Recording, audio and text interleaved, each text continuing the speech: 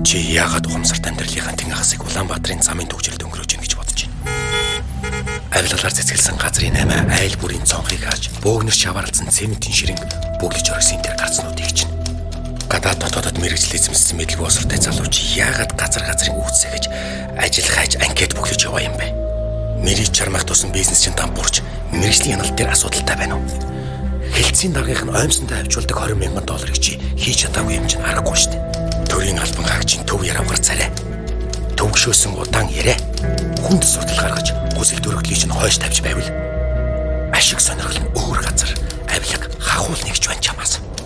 Ингээд ярил их юм би. 60 тэрбум ч дүү офшор жаргалтай Улаанбаатар өндөгт орчуулах хөтөлбөр Дубайд хийсэн оюутлогон гэрээ. Дундуур нь завьсан Эрдэнэтийн 49%, Чингис, Самурай бонд, Хөгжлийн банк, Асемийн уулзалт, цэвэр гарсан салхитын мөнгөний орд шүүгч нарыг хэрэг. Энэ бүхнээс болж 11.9 их 80 төгрөгийн хохирол энэ улсын эдийн засагт учирсан юм.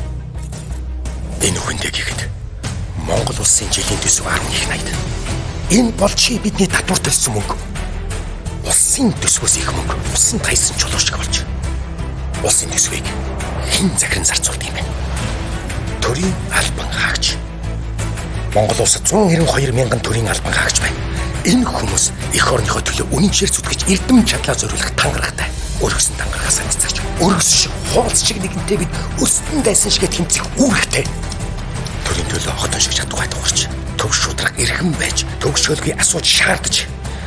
Төлсөн татвар төрийн албан хаагчаа хянахгүй юм бол төсвийн мөнгө ёолтгүй юм. Чи бол авилгатай тэмцэх газар.